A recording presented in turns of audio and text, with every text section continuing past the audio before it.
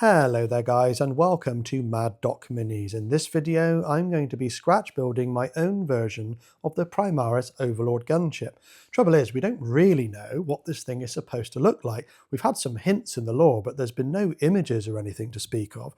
It has been said that it's supposed to resemble the Corvus Blackstar somewhat in its appearance, but being larger, so I will take that into account. But other Space Marine flyers are very boxy looking, so I'll try and take that on board and incorporate that into my design. The Stormbird is really interesting because that has an internal transport bay for a Rhino, and I want to try and take that concept forward if I can. I will take some external influences as well, especially from the Starship Troopers Viking dropship. I love the dual transport bays for the troops at the front of that one, and also the Aliens Cheyenne dropship as well. I like the idea that that has a tandem cockpit and also that it can carry a vehicle internally. So let's get down to the crafting table. I started by gluing a series of cardboard boxes together to form a core structure. The large yellow box can accommodate a repulsor inside it, which is a key consideration for this build.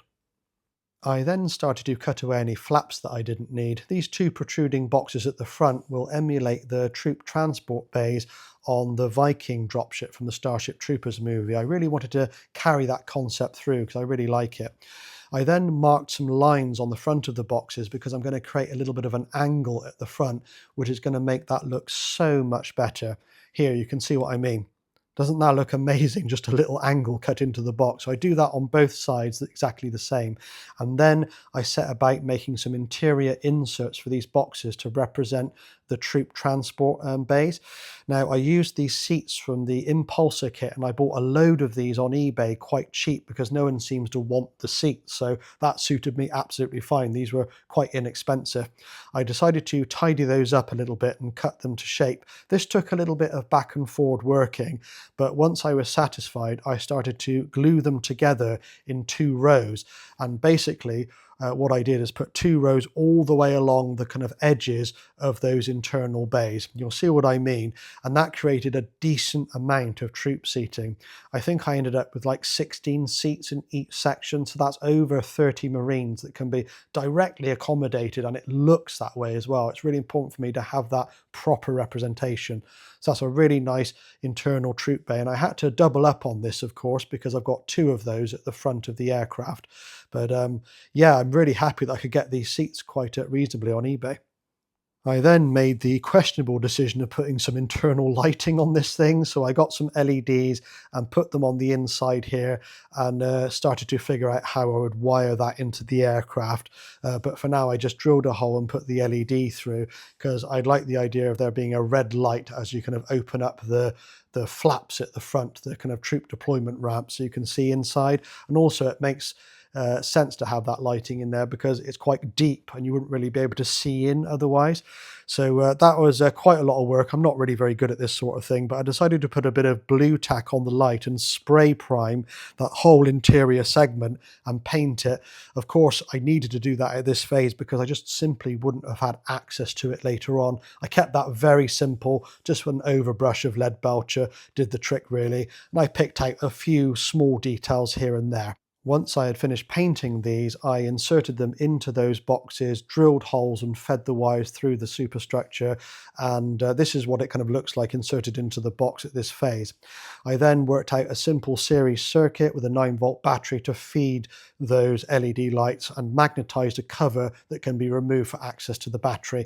I put a little on-off switch at the top as well, which will get covered over later, as you'll see. But that creates a really nice lighting effect inside the troop transport bays, and I was really pleased that I integrated that. I then moved on to the troop deployment doors at the front and used these Land Raider Proteus doors that I had left over. I always build the Explorator version, so I always have these doors left over from any Horus Heresy Land Raider. And I made a little opening for that door to go at the front of the boxes and did all my measurements quite carefully. And that means that when the door hinges up, it will slot nicely in this little square outcut that I'm making. I used an old Lego hinge door to make the hinge mechanism. I don't see any reason at all tool for specially making hinges on rough scratch builds like this. So I decided to cut that down to size using a hobby saw. I was quite careful with this bit because I wanted it to be quite straight and quite neat, because this is going to be at the front of the aircraft, of course, so I don't want it to look bad. And I gave that a little bit of a sand down and then directly glued that little segment onto the door. You see how it still fits into the hinge perfectly well. So I just used a little bit of super glue on the hinge, on the door, and brought them together nicely and flat on a flat surface to make sure that they were nice and straight and would work properly, and gave it plenty of time to dry. And that's how I did my doors. I'm a real cheat when it comes to hinges. I don't like making my own hinges.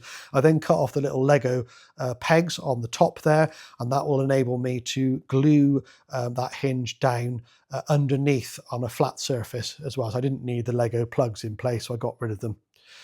So that's what we're left with, a nice hinge mechanism, nice and dried and cured now. And I just cut off those little pegs off the side of the door because we won't, of course, need those anymore. And that whole thing then gets glued up underneath the front of the box. I've already put that little kind of a square opening that I made out of EPVC in place there, and then glued that in place underneath. And that is a really simple but effective way to do a hinged door on a Space Marine vehicle. And there's enough friction in that Lego to hold the door shut as well, so it's really nice.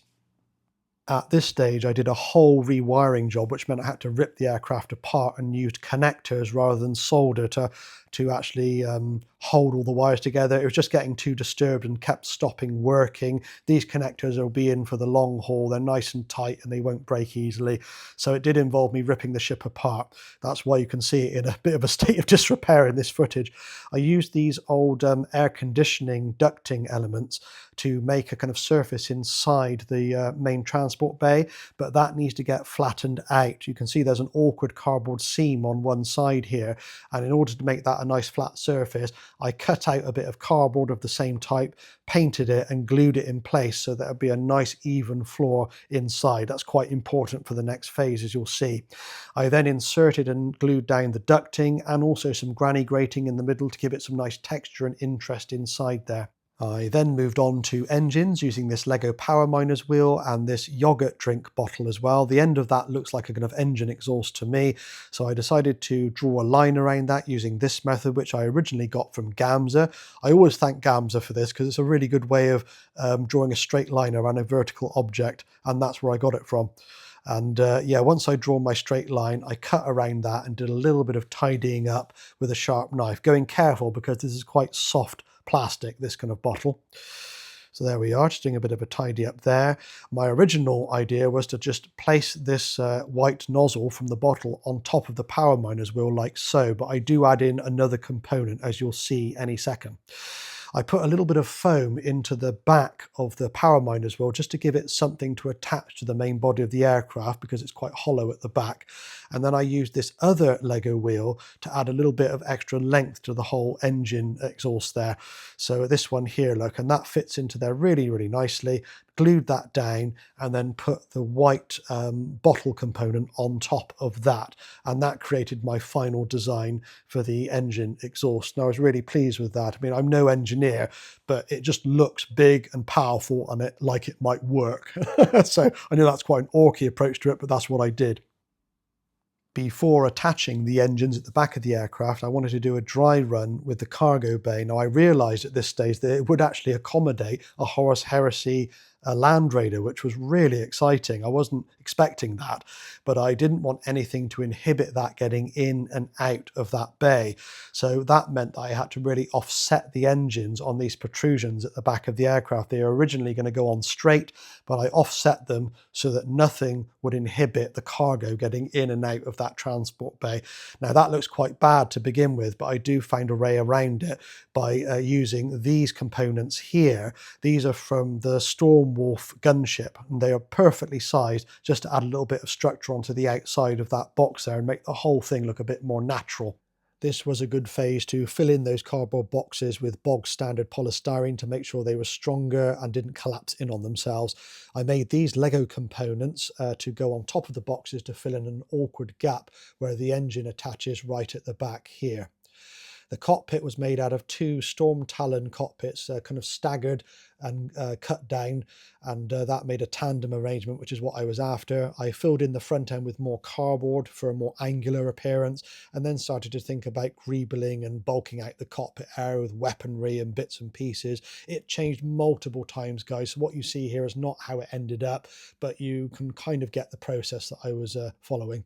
I then cut out cardstock and stuck that down shiny side up to create paneling and fill in any awkward gaps around the cockpit area. So that was really starting to come together.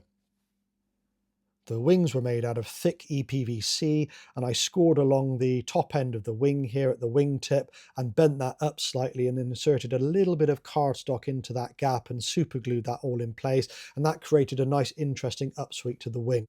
The Lego components on top were moved inboard a little bit like this, and that created a great little gap for me to attach the rear wings in place and made for a much more secure bond than otherwise would have been possible. So that was really good. I then fashioned a simple catch on the back made out of Lego to hold the rear ramp shut when I needed it. Simple, low-tech solution, but did the trick perfectly well, and I was puzzling over this for ages, so I was happy with the solution, to be honest. I then stylized the rear hatch using these flat Lego tiles, which give it that, Space Marine aesthetic. I then built some vertical thrusters from these spare parts from the Stormwolf gunship and the Storm Talon gunship. Any spare thrusters I had got glued onto this thing in various locations to make it look like it could lift itself up vertically. I made this internal bulkhead, which I will return to later in the video, which goes onto the inside of the main transport bay. For the engine air intakes, I used these, and these are kind of a DIY tool. They're like spacers you put around to put down laminate flooring around the edges to allow for kind of swelling and things like that. But I cut them down to shape, and they made for excellent air intake vents. So I kind of sawed them down, cut them down, and they went into that area on the front there. Although I must tell you that I did bring that forward slightly when I realized how forward the wings would be on the aircraft. So although I put them here to begin with, they are moved forward eventually. They do look good though. I was happy with the solution there. I made paneling to go on the side of the aircraft out of cardstock, and you can see here the Hurricane bolters in place as well. And I made these substructures out of foam, which is really good for super gluing, and that allowed me to kind of glue the wings down nicely onto the sides. If you look underneath here, you can see it adds another contact point for those big wings. So that's basically like funky foam, like kind of, I don't know what you call it, really, EVA foam, I think is what it's called. It takes super glue really well.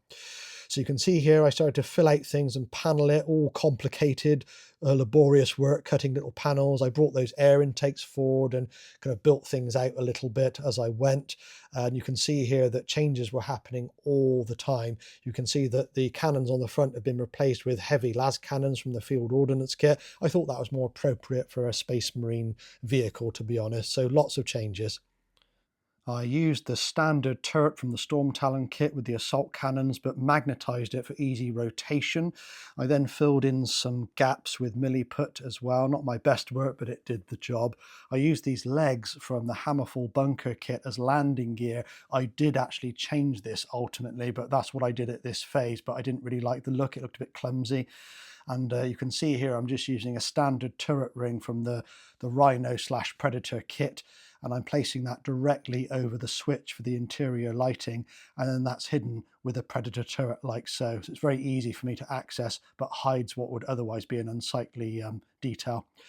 And then we've got these rockets from the Whirlwind kit. I like kind of Storm Eagle rockets, I guess. And here I'm demonstrating the lighting effects on the troop bay. And I think that really works well and allows you to see right in and confirm that there are indeed enough seats in there for the Marines. I then crafted these wingtip turrets from old food lids, magnets, and the heavy bolters from the Hammerfall kit to act as secondary defences. They offer fantastic coverage on the wingtips for the aircraft's defence. I realise they're not very refined, guys, and they may offend some of you, but they are very easily removable, offer full range of rotation with the magnets as well. So it's a win-win, really. I can always take them off if they get on my nerves. So that was my solution for one of the secondary armaments. Next up, I decided to ditch those awkward looking landing gear legs that I put on in favour of using these child's construction toy things. I used those for the landing feet and put them directly under the main fuselage, kind of hidden away, and the whole thing just made me so much happier, much more tidy and refined.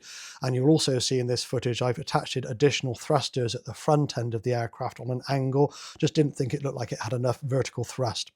I then started to paint the internal bulkhead that I made earlier on in the project, ready to be attached inside the aircraft, and just kind of weathered it up and made it look semi-realistic, I guess. And this is what it kind of turned out like, and that's going to look fine once it's stuck at the back of the aircraft inside. On the underside of it, I attached some EVA foam just to kind of lift it away from some of the details that poked through on the other side, and that allowed me to super glue it nice and flush on that back wall, and it actually looks quite good when it's in place, and I'm glad I took the time to put that little bit of extra detail inside the aircraft. I also fashioned a tail gunner piece here made out of heavy bolters. These are from the Horus Heresy range, and that mantlet is from, I think, the Rogel Dawn. And I then just fleshed out the details really. We've got melter guns on the front there and some extra Lego details, lots of cardstock all over the thing. Give it a good prime. That's always a nice stage in the construction process, and just kept on adding details.